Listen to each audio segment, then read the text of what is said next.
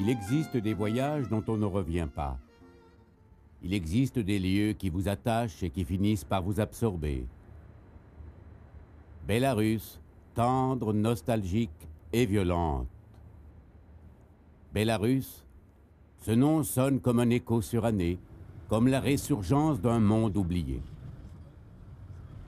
Fragment de la banquise soviétique à la dérive d'une grande Europe qui se cherche dans son passé, héritière de frontières taillées au sabre par Staline, chaîne de montage du complexe militaro-industriel soviétique.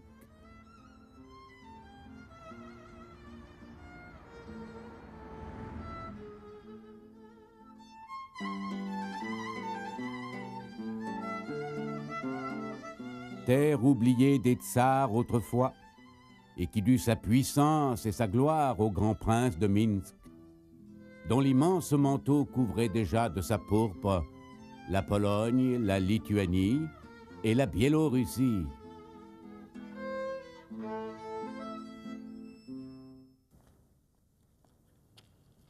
La Bélarus renaît.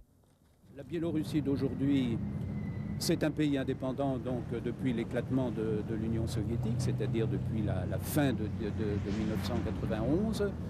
C'est un pays qui se cherche lui-même parce qu'il a besoin de retrouver, de réaffirmer ses racines nationales, son identité nationale. C'est un pays qui est travaillé par un certain nombre de difficultés et de contradictions sur le plan économique. C'est un pays qui, sur le plan économique, était au sein de l'Union soviétique un pays particulièrement avancé, mais très dépendant de ce qui se passait à Moscou ou dans d'autres parties de l'Union soviétique.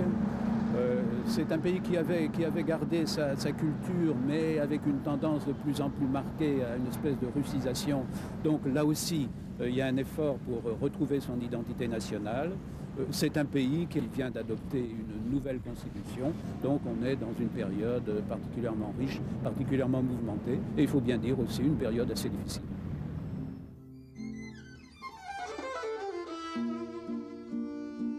Ce n'est finalement qu'en 1793, je crois, que Minsk est devenue russe. Jusque-là, elle était polonaise. Alors là, je marque une coïncidence, puisque Montbéliard, Minsk, on peut retrouver certains rapprochements de date. De même qu'on peut penser que la région de Montbéliard est aussi un petit peu une de ces zones intermédiaires, à cheval entre plusieurs réalités nationales, comme l'est la Biélorussie elle-même. Dans un pays balayé par la tempête révolutionnaire, éprouvé par l'offensive allemande et enrichi puis nivelé par l'administration soviétique, la mémoire hésite, tâtonne dans la nuit du passé et renaît grâce à l'ouverture à l'Ouest. Ainsi, après 200 ans d'absence, le pays de Montbéliard retrouve-t-il ses enfants égarés à 2500 km de ses remparts. И французская не только Метте, но есть у нас в нашей местности и Безенсон, и Шарпио. D'après les légendes que l'on racontait lorsque j'étais enfant, c'est la tsarine russe, Catherine II, qui a invité des Français et des Allemands à venir travailler ici. Les Besançon, les Charpiot, les Métais sont arrivés à cette époque.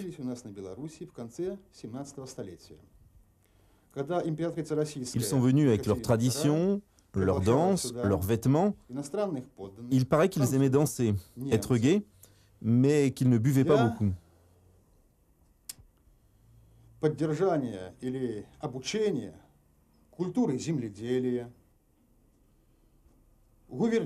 Voilà en tout cas ce que l'on racontait lorsque j'étais enfant.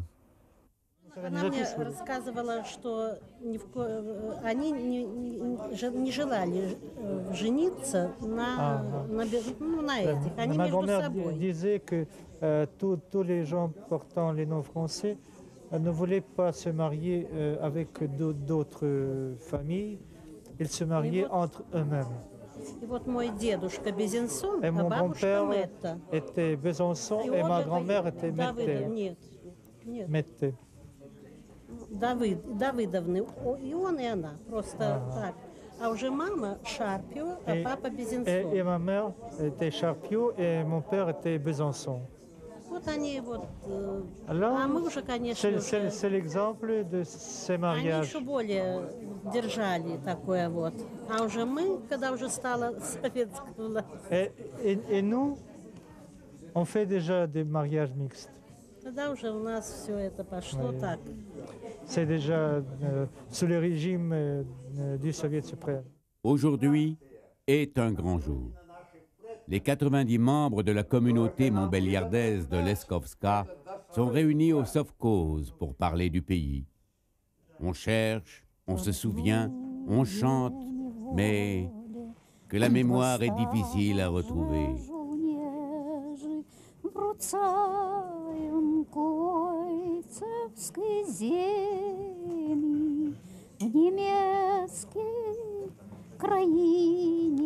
На моцні квартежі золя лисінь заміж в неї.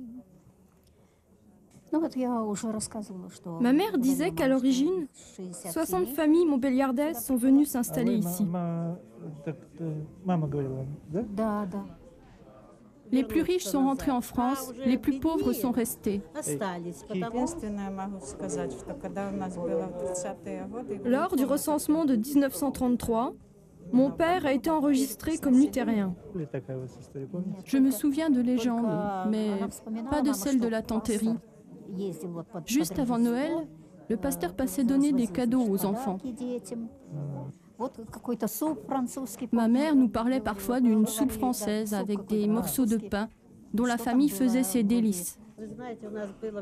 Autrefois, nous avions un recueil de prières dont nous ne connaissions pas la langue, mais nous l'avons perdu. Ma grand-mère reprochait souvent à mon grand-père de ne pas enseigner le français aux enfants. Et il lui répondait « Mais avec qui veux-tu parler le français ici ?»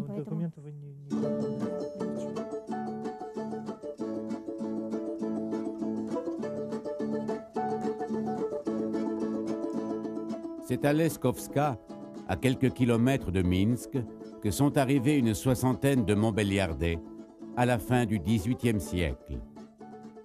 Ils ont assaini les marais et cultivé la terre avec ardeur. Les survivants de cette drôle de communauté sont restés un îlot de différence au sein du grand océan slave.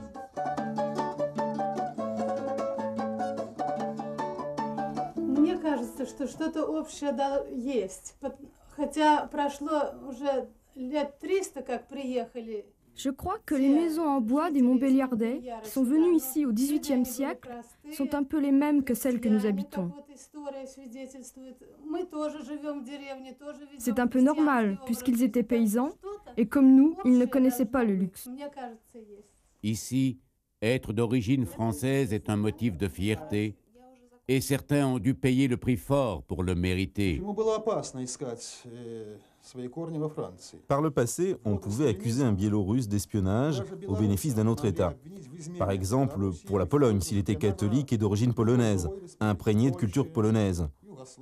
Ou par exemple, au profit de la France, si l'on avait un nom français.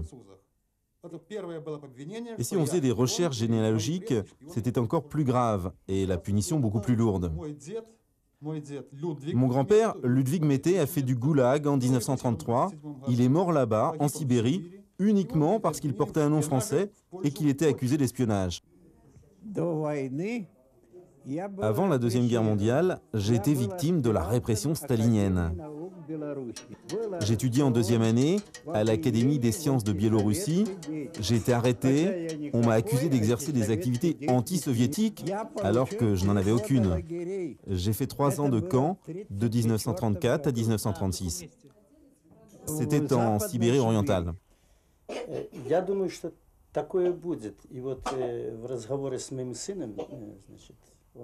Je crois que mes enfants garderont leur nom et donneront des prénoms français à leurs enfants pour confirmer que nous sommes d'origine française. Je peux même vous dire que le petit-fils à venir portera avec son nom français un prénom français. Je pense que c'est notre devoir d'enseigner nos origines à nos enfants et aux générations futures.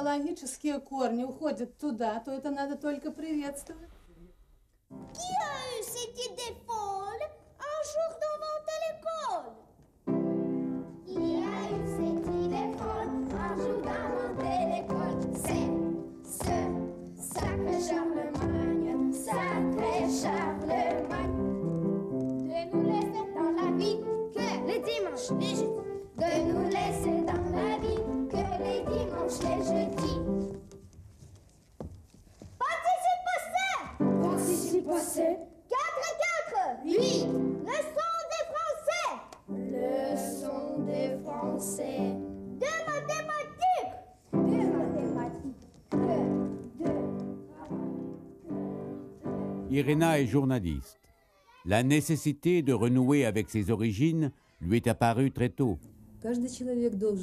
Pour moi, il n'y a pas de paradoxe dans le fait d'être une femme moderne à la recherche de son passé.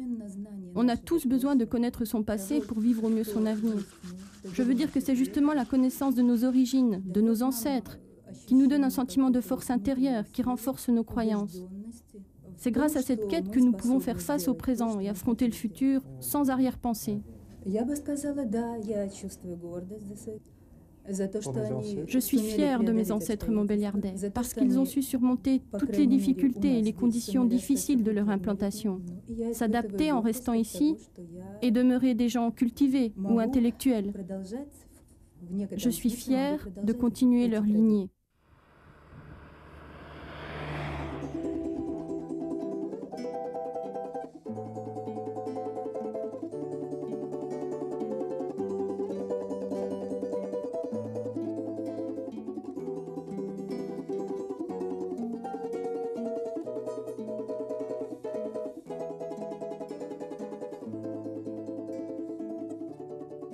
Les temps modernes n'ont pas changé l'âme profonde de la Biélorussie. Son peuple et ses traditions rurales restent ancrés dans une terre froide et belle pourtant.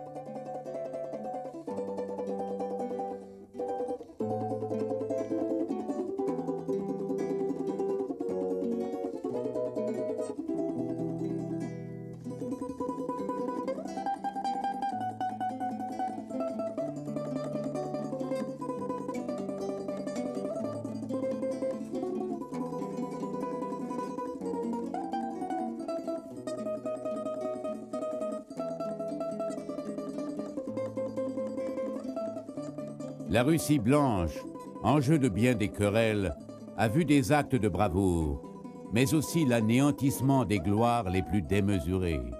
Comme en cet hiver qui vint à bout des armées napoléoniennes, franchissant en catastrophe la Bérésina. En contemplant la solitude glacée, on ne peut s'empêcher de penser que le passé et le présent sont deux jours qui se suivent, comme hier et aujourd'hui.